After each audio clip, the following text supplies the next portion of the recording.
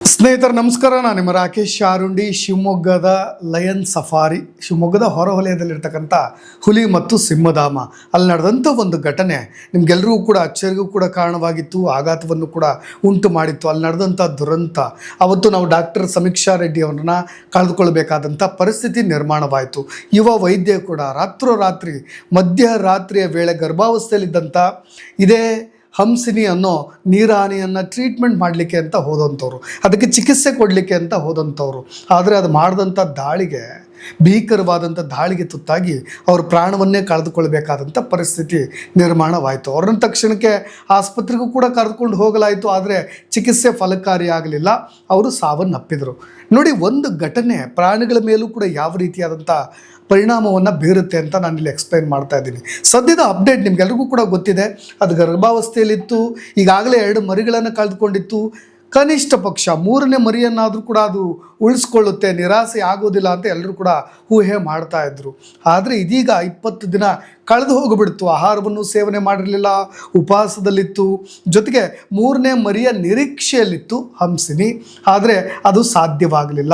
ಎಲ್ಲೋ ಒಂದು ಕಡೆ ಅವತ್ತು ನಡೆದಂಥ ದಾಳಿ ಒಂದು ಸಾವಿಗೆ ನಾನು ಕಾರಣವಾಗ್ಬಿಟ್ನಲ್ಲ ಅನ್ನೋ ಆಘಾತ, ಆ ರಾತ್ರಿ ನಡೆದಂಥ ಘಟನೆಯ ಪರಿಣಾಮವಾಗಿ ಅದರ ಮನಸ್ಸಿನಲ್ಲಿ ಬಹಳಷ್ಟು ಪರಿಣಾಮಗಳನ್ನು ಬೀರಿದೆ. ಅದರ ಹಾರ್ಮೋನಲ್ಲೂ ಕೂಡ ವ್ಯತ್ಯಾಸಗಳು ಉಂಟಾಗಿವೆ, ಜೊತೆಗೆ ಗರ್ಭದಲ್ಲಿ ಸೋಂಕು ಉಂಟಾಗಿದೆ. ಇದಕ್ಕೆ ಕಾರಣಕ್ಕಾಗಿಯೇ ಇವತ್ತೂ ಕೂಡ ಅದು ತನ್ನ 3ನೇ ಮರಿಯನ್ನು ಕೂಡ ಉಳಿಸ್ಕೊಳ್ಳಿಕ್ಕೆ ಸಾಧ್ಯವಾಗಿಲ್ಲ.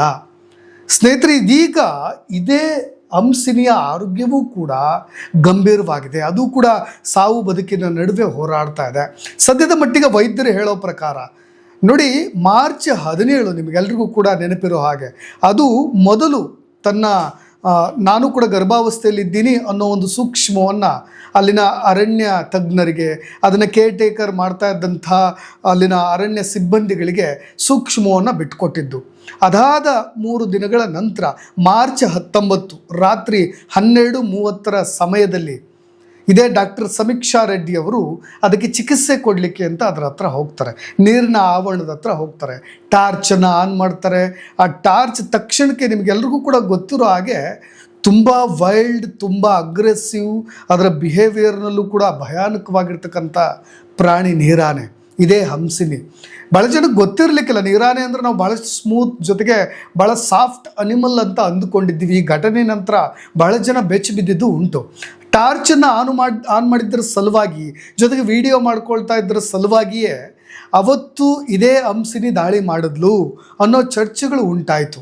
ಅದ್ರ ಬಗ್ಗೆ ಬಹಳಷ್ಟು ಗೊಂದಲಗಳು ಇದೆ, ಅನುಮಾನಗಳು ಇದೆ. ಅದನ್ನು ನಾನು ಆಮೇಲೆ ಮಾತನಾಡ್ತೀನಿ. ಆದರೆ ಅದು ಕಳೆದ 20 ದಿನಗಳಾಗೋಯ್ತು, ನಿಮ್ಗೆಲ್ರಿಗೂ ಕೂಡ ಗೊತ್ತಿರೋ ಹಾಗೆ. ಇಲ್ಲಿಯವರೆಗೂ ಕೂಡ ಆಕೆ ಊಟವನ್ನು, ಆಹಾರವನ್ನು ಯಾವುದೇ ರೀತಿಯಾಗಿ ಸೇವನೆ ಮಾಡಿರಲಿಲ್ಲ.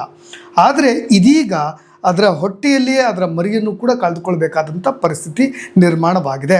ಆದರೆ ಈಗಾಗಲೇ ಅಲ್ಟ್ರಾಸೌಂಡ್ ಸ್ಕ್ಯಾನರ್ನ ಬಳಸಿ ಯಾವ ಕಾರಣಕ್ಕಾಗಿ ಹೊಟ್ಟೆಯಲ್ಲೇ ತನ್ನ ಮರಿಯನ್ನು ಕಳೆದುಕೊಂಡ್ಲು ಹಂಸಿನಿ ಅನ್ನೋ ಚರ್ಚೆಗಳು ನಡೀತಾ ಇರುವಾಗ ಡಾಕ್ಟ್ರುಗಳು ಕೊಟ್ಟಿರೋ ವರದಿ ನೋಡಿ, ನಾವು ಅದರ ಚರ್ಮ ತುಂಬ ದಪ್ಪನಾಗಿದೆ, ನಾವು ಅಲ್ಟ್ರಾಸೌಂಡ್ ಸ್ಕ್ಯಾನರ್ನ ಮಾಡಿದ್ದೀವಿ, ಅದರ ರಿಪೋರ್ಟ್ನು ಕೂಡ ತಡವಾಗ್ತಾ ಇದೆ, ಹಾಗಾಗಿ ಅದರ ನಿಖರವಾದಂಥ ಕಾರಣ ಗೊತ್ತಾಗ್ತಾ ಇಲ್ಲ ಅಂತ.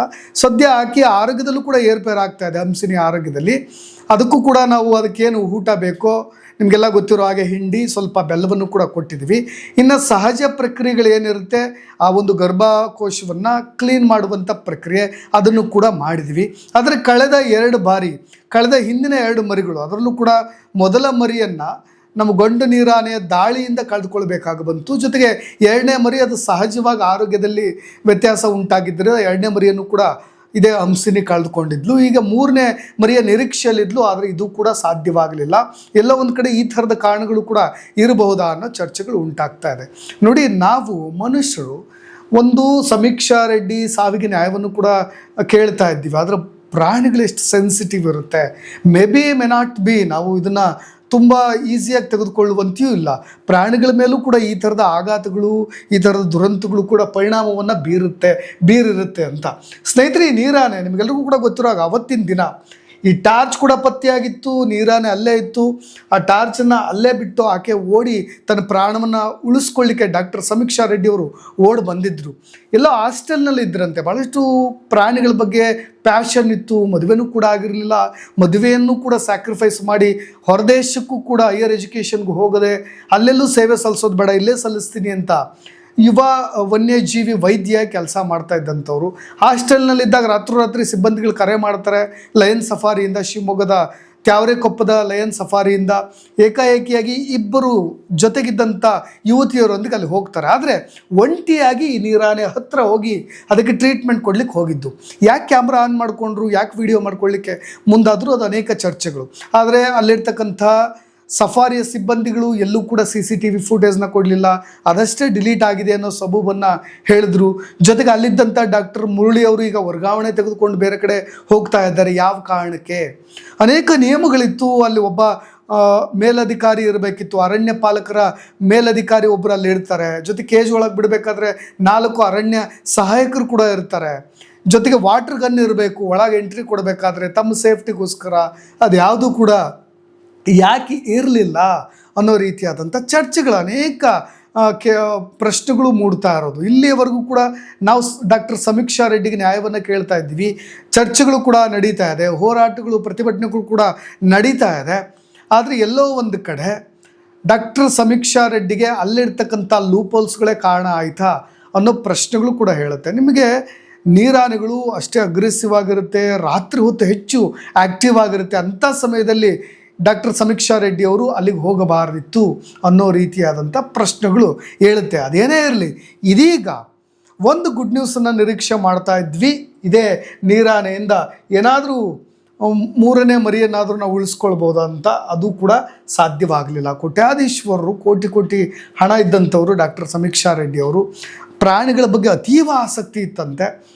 ಪ್ರಾಣಿಗಳನ್ನು ತುಂಬ ಕಾಳಜಿ ಮಾಡೋದು, ನಾಯಿಗಳಿರಲಿ, ಮರಿಗಳಿರಲಿ, ಎಲ್ಲೋ ಒಂದು ಕಡೆ ಅರಣ್ಯ ಸಿಬ್ಬಂದಿಯವರೇ ಅಲ್ಲಿಂದ ನನ್ನ ಮಗಳನ್ನ ಕರೆಸ್ಕೊಂಡು ನೀರಾನೆ ಬಾಯಿಗೆ ತುತ್ತಾಗುವಂತೆ ಮಾಡಿಬಿಟ್ರು ಅನ್ನೋ ರೀತಿಯಾಗೂ ಕೂಡ ಪ್ರಶ್ನೆಗಳು ಹೇಳುತ್ತೆ. ಪ್ರಾಣಿಗಳ ಬಗ್ಗೆ ಇದ್ದಂಥ ಪ್ಯಾಷನ್, ಪ್ರತಿಯೊಂದು ಫೋಟೋವನ್ನು ಕೂಡ ಇದೇ ನೀರಾನೆಯ ಎದುರು ನಿಂತ್ಕೊಂಡು ತೆಗೆಸ್ಕೊಂಡಂಥ ಫೋಟೋ ಡಾಕ್ಟರ್ ಸಮೀಕ್ಷಾ ರೆಡ್ಡಿ ಅವರು. ನೋಡಿ, ಅದರ ಹಲ್ಲುಗಳು ನಿಮಗೆ ತುಂಬ ಕೂಲಂಕುಷವಾಗಿ ಗಮನ ಹರಿಸಿ ನೋಡಿದಾಗ ಕಾಣುತ್ತೆ. ಇದೇ ಹಂಸಿನಿ. ಇದೀಗ ಈಕೆಯ ಆರೋಗ್ಯದಲ್ಲೂ ಕೂಡ ವ್ಯತ್ಯಯವಾಗ್ತಾ ಇದೆ. ಪ್ರೇಯರ್ ಮಾಡೋಣ. ಡಾಕ್ಟರ್ ಸಮೀಕ್ಷಾ ರೆಡ್ಡಿ ಅವ್ರನ್ನಂತರೂ ಉಳಿಸ್ಕೊಳ್ಳಿಕ್ಕಾಗೋದಿಲ್ಲ, ಆಗಲಿಲ್ಲ ನಮ್ಮ ಕೈಲಿ. ಆಕೆಗಿದ್ದಂಥ ಪ್ರಾಣಿಗಳ ಮೇಲಿನ ಅತೀವ ಪ್ರೀತಿ, ಅಟ್ಲೀಸ್ಟ್ ನಾವು ಆ ನೀರಾನೆಯನ್ನಾದರೂ ಉಳಿಸ್ಕೊಳ್ಳೋಣ ಅಂತ. ಇನ್ನಾದರೂ ಮರಿಯನ್ನು ಕೂಡ ಉಳಿಸ್ಕೊಳ್ಳಿಕ್ಕೆ ಆಗಲಿಲ್ಲ. ಆ ನೋವಿನಲ್ಲೂ ಕೂಡ ಆದಿದೆ. ಬಟ್ ವೈದ್ಯರು ಅಥವಾ ಅರಣ್ಯದ ಬಗ್ಗೆ ಭಾಳಷ್ಟು ಕಾಳಜಿ, ನುರಿತ ತಜ್ಞರು ಹೇಳೋ ಪ್ರಕಾರ ನೋಡಿ, ಆ ಘಟನೆಯಿಂದ ಅದಕ್ಕೆ ಹೊರಗೆ ಬರಲಿಕ್ಕಾಗಿಲ್ಲ, ಆಘಾತ ಹಾಗೆ ಉಳಿದಿದೆ ಅನ್ನೋ ರೀತಿಯಾಗಿ ಹೇಳ್ತಾರಲ್ವ. ಎಷ್ಟು ಕ್ಯೂರಿಯಸ್ ಅಂತ ಅನಿಸುತ್ತೆ, ಎಷ್ಟು ಇಂಟ್ರೆಸ್ಟಿಂಗ್ ಕೂಡ ಅಂತ ಅನಿಸುತ್ತೆ. ಬಟ್ ಅಗೈನ್ ನಾವು ಕೂಡ ಪ್ರೇಯರ್ ಮಾಡೋಣ, ಏನೂ ಆಗದೇ ಇರಲಿ ಹಂಸಿನಿಗೆ ಅಂತ ಹೇಳ್ತಾ ಇನ್ನಷ್ಟು ಅಪ್ಡೇಟ್ಸ್ಗಳೊಂದಿಗೆ ಮತ್ತೆ ಬರ್ತೀನಿ. ಇನ್ನಷ್ಟು ವಿಷಯಗಳು ಇದೇ ರೀತಿಯಾಗಿ ನಮ್ಮ ಚಾನಲಲ್ಲಿ ಅಪ್ಡೇಟ್ ಆಗ್ತಾ ಇರುತ್ತೆ. ನೀವು ಸಬ್ಸ್ಕ್ರೈಬ್ ಮಾಡದೆ ನೋಡಬೇಡಿ ಖಂಡಿತ. ಜೊತೆಗೆ ಬೆಲ್ ಬಟನ್ ಕೂಡ ಒತ್ತಿದ್ರೆ ನಿಮಗೂ ನೋಟಿಫಿಕೇಷನ್ ಕೂಡ ಬರುತ್ತೆ ನನ್ನ ವಿಡಿಯೋ ಏನೇ ಅಪ್ಡೇಟ್ಸ್ಗಳಿದ್ರೆ ಅಂತ ಹೇಳ್ತಾ ಧನ್ಯವಾದ.